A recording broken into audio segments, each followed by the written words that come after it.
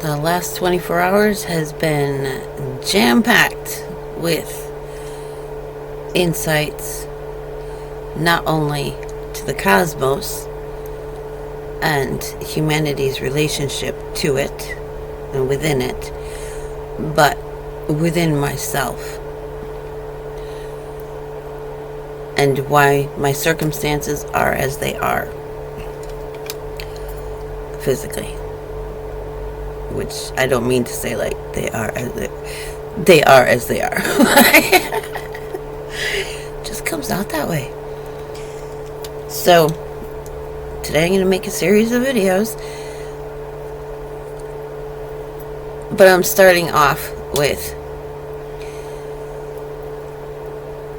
becoming paralyzed physically to undo conditioned helplessness. That may seem counterintuitive, but it's not when you understand traumatized people, which I'm coming to do because I have been one of those, and I am learning to understand what's going on within me.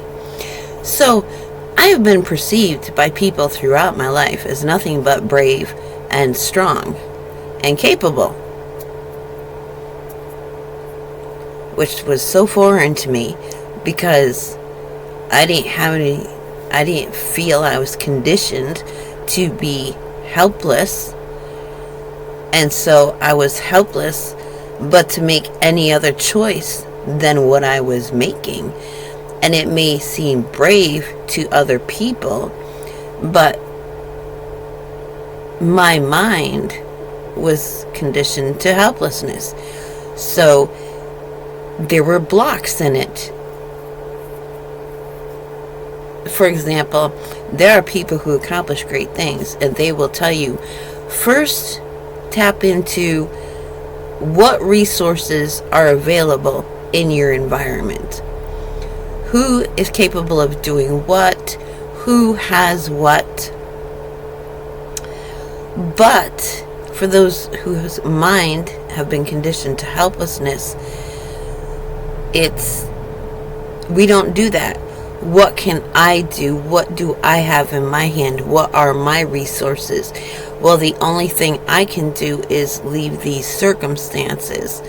The only thing I can do is let go of everything that I have and start afresh. Other people like, wow, that's brave. You're resourceful, building a whole new life out of nothing. Yeah.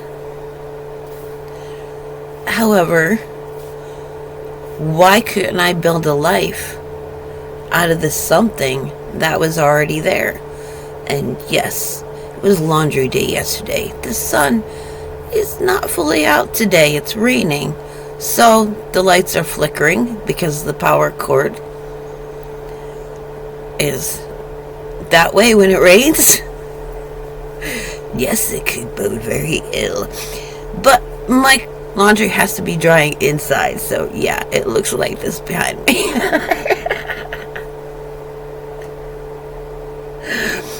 But this is part of my unconditioning of my helplessness, because I would have let them sit in the laundry basket lamenting over, they're getting moldy, I can't do anything about it. Like, suffer claustrophobia for a little while. I can do that. I can open the door. I can let fresh air in.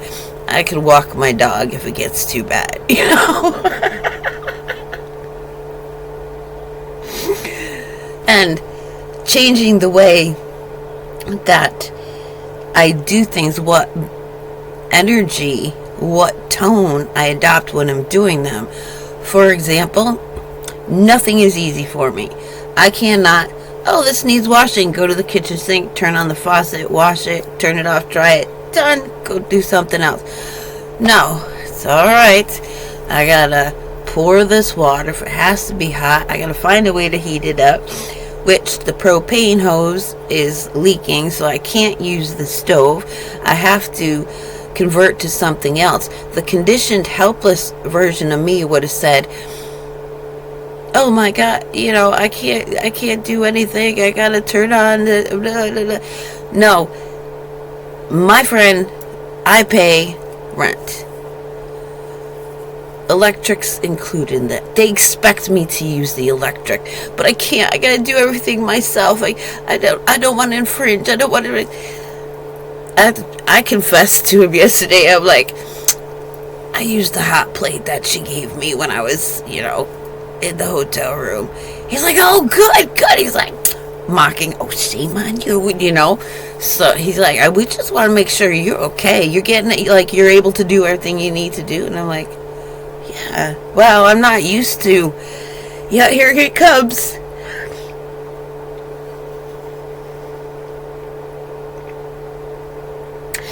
People saying that they care and meaning it. Woo. So now I'm sitting here, my survival mode, conditioned to helplessness brain was pushing me to, I've got to find other circumstances. I've got to create these. I've got to look into absolutely every option to no longer be a burden, because this is only temporary. Temporary to me has never meant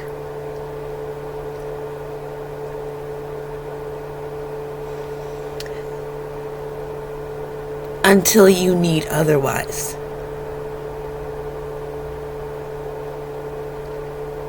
So spirits will come and they'll bring, like, in my friend's tone of voice, thought patterns, like, thoughts like, oh, this is such an inconvenience. Oh, I'm financially better. And one thing that she did that was not in character could reinforce that, but she apologized. She was having a bad day, so I'm glad that I prayed that I could do this with joy and without judgment, creating debt on either of our part. And that was rewarded, because I did feel joy afterwards. And then the rift was healed and everything is good. Which, when I talk about these things, there's no arguing. There's no, this is all internal. This is all, when it comes to intuitive people, man, you don't even have to breathe the wrong way. Like, we are telepathically, empathically, we could have a whole war go on and never open our mouths. It's just the way it is, I'm in tune with energy. Entities know. It doesn't take much energetically for me to be aware that something is off kilter. So when I left Southern California last spring, I had, like, every time I'd close my eyes, I'd see a lot of stuff going on, and a lot of it would be like beasts and animals and things coming to me, bowing to me, becoming unicorns and running off. Some would come as unicorns and go off as like a bear or a beaver or something. Just certain things were no longer going to be, pretending to be unicorns, angels of light. Other things are going to stop pretending to be bad and become angelic, unicorns for me. And I look forward to when Yahuah reveals the whole unicorn thing to me, because it's a mystery, and it also denoted that because of my presence, because of the love that I shared, certain beings were elevating themselves. And a human being would come up to me, and I know that's not just a human being talking to me, and they're an alien, oh, they told me it was only 3 months, but here it's 7 years and it's been hell. Thank you, like, all excited with the tone of appreciation. Just, they've been liberated by my presence. Because again, when we sleep, we're dreaming, we're interacting with the people where we are, the spirits where we are, and the spirits where we're going, and the spirits we've come from. So, as part of all of these visuals that I was getting, and because of the tone and the color or lack of, I know that it's true. And then I saw a body, like a light body, and the legs being removed and becoming dark. And I'm just like, my legs have always been strong. Always. No matter how bad physically, I could get up on my 2 feet and I could walk away. But no, by the time I got here, like just walking, I had to spend my whole day walking to get anywhere. Like I was in the woods and I could not get out. And when I did, it was like, make sure I got enough water and everything I need, because I'm just getting up, sitting up in the morning was difficult. And that feeling of heaviness is coming on me again. So, though it may seem counterintuitive, this paralyzing of my body is serving to hold me still while the conditioned helplessness of my mind is removed. Because I'm getting really creative in my thinking. I'm getting a can-do attitude, which I never had before, which people wouldn't have thought of me, because I could do, you know what I mean? I could do things they would never even think of doing. They were too afraid to do. So, I mean, I was the woman, people be commenting, man, every other woman gets homeless on these streets. The first thing they do is find a guy. But not you, you know. Man, you're camping alone in the national forest at the primitive campsites, like no structure, nobody else out there. People are abducted like crazy at a national forest. I'm by myself, you know, doing everything. Forest ranger comes by, like, all my wood's all stacked according to size. Got the tarp over my tent. Is looking like, man, I'm glad to have you here. People don't camp like this anymore, and you know what you're doing. So they all come, like, they're all glamping. They pull up a camper and hardly ever leave it. They're on their cell phones or laptops or whatever they're doing. And so I'm markedly different. And people have admired it. But it was the wrong way to be capable. It was not the capable that is healthy. Though, if my physical is restored, it'll be very useful. But the goal was to give my mind a chance to heal and allow in other potentials. And truly, now I'm thinking, and I don't take it for granted, but like I told my friend, her husband, I said, well, I have this in mind, and I figure you build houses and you're always bringing home very handy scrap. Like, I'm just guessing if I do this, you might be able to find that. He's like, oh, hell yeah. It's like, that's fun for him. He's always bringing stuff home. Next thing, he's bringing home like a gas wood furnace. Like, it looks like a gas stove, but it's a wood stove, but it's a gas furnace. And I'm like, no, that's not my goal. I already got the big buddy. So I have it as a backup for as long as propane's available. But if the day comes when propane, you can't go down and get your propane tank refilled because there's no gas for your vehicle, or the propane system, delivery system is shut down, which they'll do. I live in the freaking forest around me everywhere. They're cleaning tree limbs out of the yard constantly. Every time the wind blows, there is wood.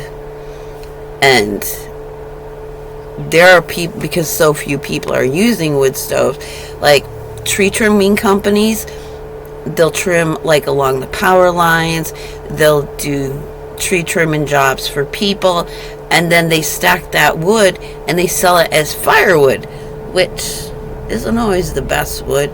They aren't always the best of people doing these things, so you have to use discernment. But there's wood that wants to be sold and used as firewood.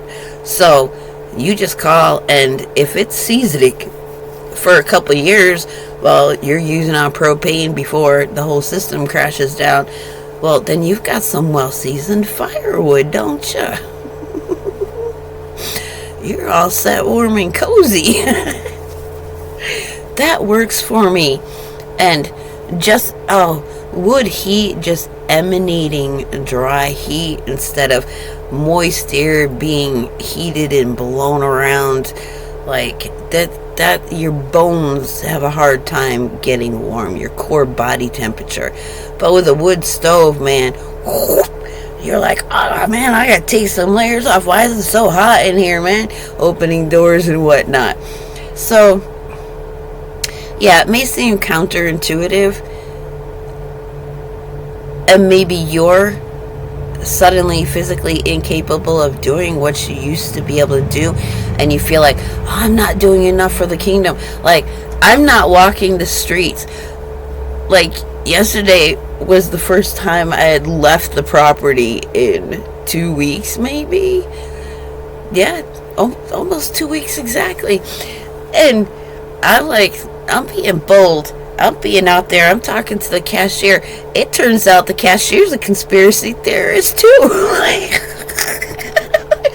I'm opening my mouth, and these people, they agree. Like, there's more people who are catching on than propaganda wants us to think. Even the people sharing the conspiracy theories are like, there's nobody else out there that... Even that is a ploy to keep us isolated in fear of the people around us, thinking they're never going to believe us. Oh, it's good that you believe, but oh man, it's so hard to find other people. Now I'm putting it out there. I'm at the laundromat waiting for the laundry to dry, and I'm just telling, I'm just speaking out loud. I'm like, I want to find those people who went... Because not everybody, even in Vermont, knows. They know that in New York, you don't need a driver's license. Local people. But they don't know in Vermont that there are constitutionalists who sued the government and won twice, or maybe 3 times, I'm not sure. But they were dragged into court, and they proved we do not need... Legally, we do not need a driver's license. We do not need registration, insurance, licensing on our vehicle. If we're not selling rides, if we're not transporting goods for money, we don't need any of that stuff.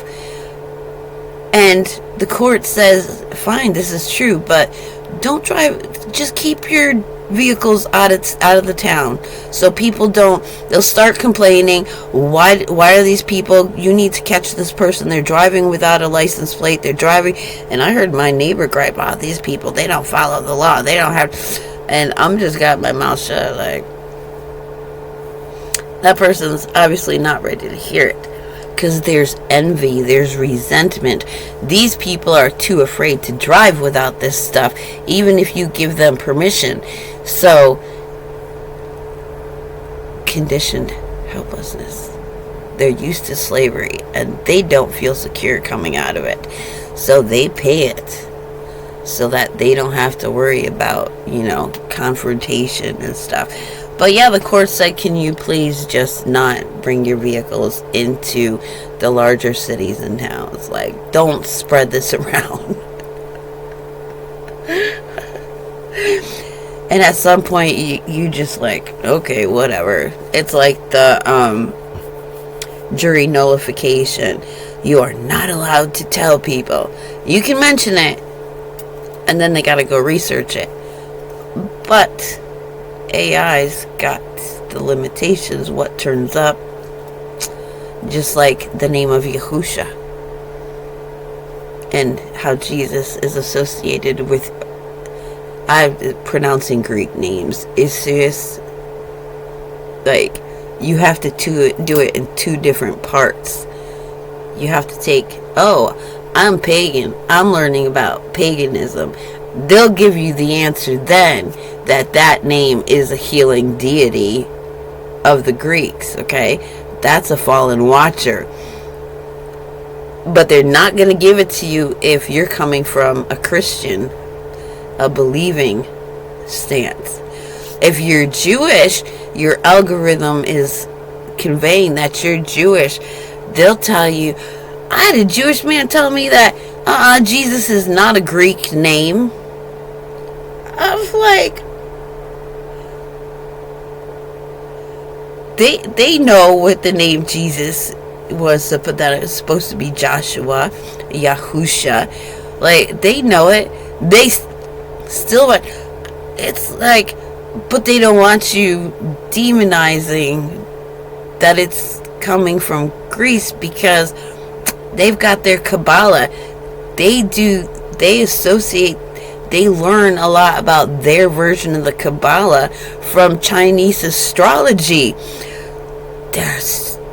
Their belief system is totally corrupted, but they still separate. No, we're different. Our Kabbalah is different than their Kabbalah. Their Kabbalah is evil. Our Kabbalah is from King Solomon, who never had any dealings with demons, who never brought demon worship into Israel. No.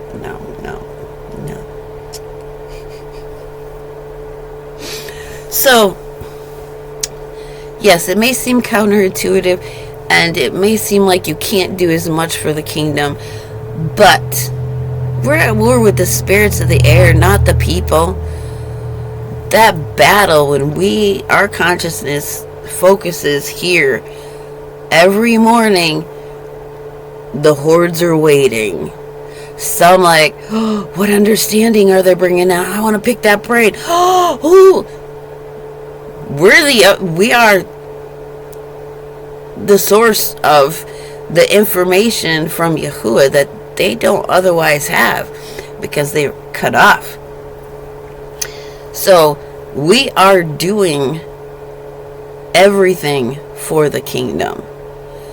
People, I had a woman call me when I was doing spiritual advising over the phone, and she's like, oh, you're the one I've been praying to. I'm like, you're crazy. But no, I was aware, and I had, a practicing psychic tell me, you're multitasking, because I would have conversations going on in my head. I thought I was just, constantly arguing with myself or reminding myself of the things that I had learned when questions would come.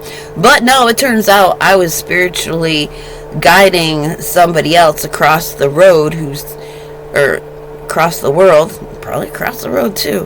Who knows? I've had people, when I move into a building, they're like, since you moved in downstairs from us, my kids aren't having bad dreams anymore. Like, it happens. So we may be serving the kingdom far greater, being still, working, allowing Yahuah to develop our character, our thinking, our mannerisms when we do things. Like, normally I would be like, oh, I can't just go over there, grab a piece. No, I gotta lift up this, wrestle with the package of the paper, then move something out of the seat so that I can sit down and I can write, because there's no place else to set that book while I'm like, instead I'm like, okay, this is time for me to move slowly. Breathe. Be conscious of each step. How I send energy through the muscles of my body. How I maintain my balance. Gymnastics. horseback riding. Olympic level came natural to me. I could be, when I was 30 years old, overweight, depressed as can be, but if I got it in my mind, I could go stand on a balance beam type piece of wood, and I could balance on one leg, and subconsciously, I knew how to move my body, but consciously, I did not. So we're retraining. We are unifying the conscious with the subconscious and making it one fluid system, which actually goes that way. Woo-hoo, get the energy moving. Or maybe it's supposed to go this way because they screw with our matrices and to disrupt our energetic matrix, which they have running in reverse around us. That's when they do the field and do this in front of us. It's supposed to go this way, but because we're not used to it going that way, it's a huge interruption. It puts us off balance, and they get to hit us. That's the whole kung fu martial art thing. So, see, this is how understandings go. I'm aware of how the energy is flowing through my body and how it should be, coming from the subconscious, informing the conscious. But of course we've been cut off from that because that's far intuitive and it gets us in trouble, and people say that we're lying when they're the ones lying to us, and they really don't want to understand what we're saying, because then they would be forced to change and be healed and confess my way is wrong. But they really like what they're doing. They really like the palm. Which brings me to the understanding of what Yahusha meant when he said they're getting their reward in this life. So Yahuah saw, if I allow this to continue, okay, Adam and Eve had to go off into death. And here's another one. It's coming. They had to go off into death, condemning all their offspring to death. The realms of death. We are in the realms of death. But Yahuah saw, if that is allowed, there are going to be spirits capable and worthy of life that are going to come out of it.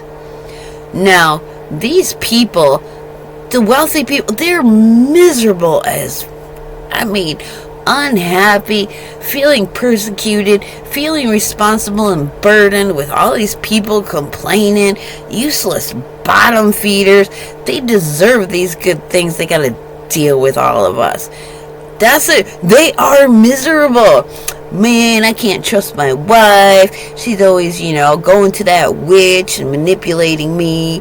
And I can't trust my co-workers because, they're really competing for the highest seat and, for my kingdom. And miserable. It says in the last days they will yearn for death, and it will not come. So their reward is all this stuff that they sought after. That's why they get it in this life, because there is no afterlife for them. There is no life after the last day, the day of judgment, the day of terror and horror. So that brings us to, but hell is down. I know. We say, I'm going to take the high road. I'm not going to drop down to your level. Let us go up to Jerusalem.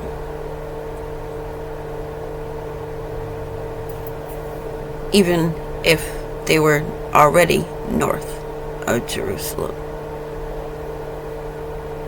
And if it's to a bad place of lower vibration, high, low vibration,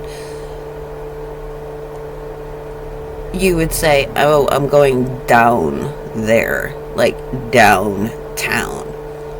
It could be up at, on a knoll. It could be higher up than you because you're the other side of the railroad tracks. You're the poor person. I'm going downtown. When it's really the better land, it's more elevated. That's the power center, right? So, this understanding was given to me as it clicked. Wait, the Tartars, Tartaria, Tartarus. Which Tartarus is just another name for Sheol. It's just that low vibration of conditioned helplessness. Thought patterns that lead to death, deadly ways. People who betray one another. Like, that's hell. So yes, on earth, when we are not lifted up energetically with higher thought patterns, walking the higher road, living down at poor choice people's level, we have gone down into Sheol. And so, Tartarus, the Tartars, what were they described as? You don't hear much about the Tartars now in school. People don't talk about the Tartars in history. But the Tartars I remember learning about in history class. Like, so much. Like, the World Fairs, we knew about that when we were kids. But everybody now is like, oh, the World Fairs. Like, nobody knows about it. Like, they washed it from the minds of the young people so that they would never be aware that none of this would make sense to them. But the Tartars were people. They had Tartaria, and it was called Tartarus. And Tartarus overtook Tartaria. Civilization overtook and brought this fallen angel technology. Like, angels convey to the women. Yahuah likes color. It's pleasing to Yahuah when you wear these gemstones on the breastplates as a priest, and because it's energy and it combines in certain ways to do things. Like, I went to the store and I've been eyeing these wind chimes for I don't know how long, but I didn't research it, like what's the tradition surrounding wind chimes. That they're obviously to the wind blow and a pleasant sound. That's what they mean to your average person, but it could have some magical mystical things like knowing when spirits are nearby and stuff like that.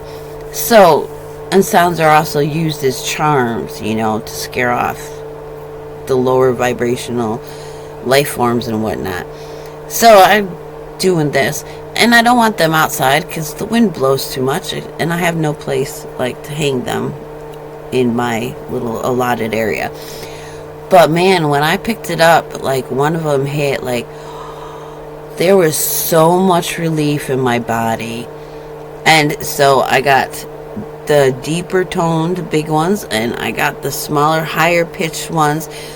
It's like my physical body and my etheric body, they get tickled. And so they're just in the camper. So when I vibrate, if I open the windows and a breeze blows, because what sounds am I otherwise? Any sound that comes through here, which we know the megahertz, the hertz are adjusted in everything that comes through here to cause chaos. I've got an electric fan blowing, which is just like, harnessed electricity, which is not functioning at the vibrational level, so it's creating a sound that causes chaos. So to have these things to just move through my environment, these sounds, these pure tones moving through my environment, just, I can just relax. I just sit there and go, praying, recharge me for a moment. Prayer now, when I just start to get into, I think of praying, I could go from completely profane, mundane, down to earth, low vibration. I even think of praying and it becomes sacred. And I start getting filled with joy. I'm about to go pray about something weighing heavy on my heart, or something I feel bad about, and no, I'm feeling joy, and I'm just sitting there crying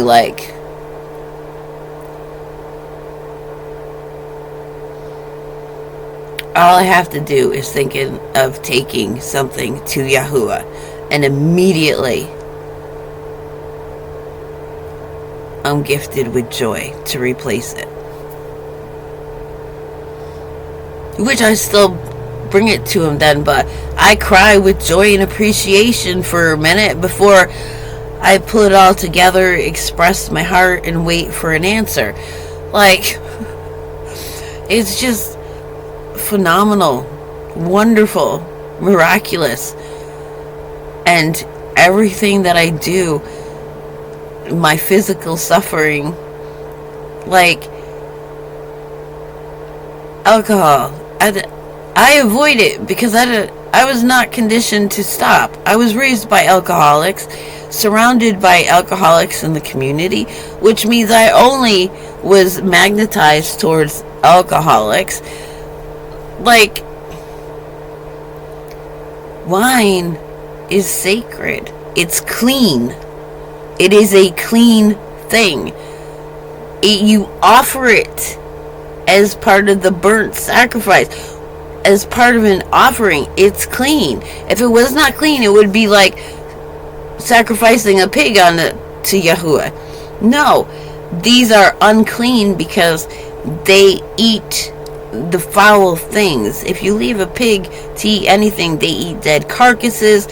They're like the lobsters of the ocean, which eat the detritus. So your algae eating, bottom feeding fish, you're not supposed to eat that kind of animal.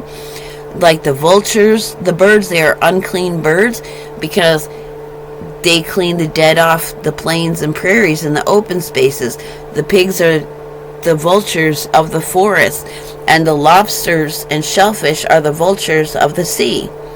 And so that's why we don't offer those as sacrifices, because you might as well go scoop up your poop or bring your toilet to Yahuah and offer that to him.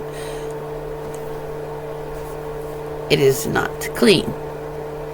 Which does not mean it's evil, it shouldn't exist. It just means sacred spaces are not the places for those things. Their value is where they are. And that's, the naming of things to perceive the appropriate place and role for everything. And that's why we aren't allowed in the heavenly places, is because we can't discern the difference. We've been conditioned to call unclean clean. Everything is in the wrong place. Our perception of everything is in the wrong place. Our focus is always in the wrong place until Yahuah retrains it. And that's what he'll go through. So again, if you are suffering physically, thinking you can't do enough for the kingdom because you can't move like you used to, no. The opposite is true. You can do more for the kingdom. You are being prepared and are actually accomplishing more for the kingdom by being still and not being out doing, focusing right here. The focus is here, and what Yahuah wants us to understand, so that we can come out of this Sheol, this Tartaria, this Tartarus, leave this, be lifted out of it. That's pretty cool. Ooh. The next video is gonna be cool. Yep. The King's Executioners.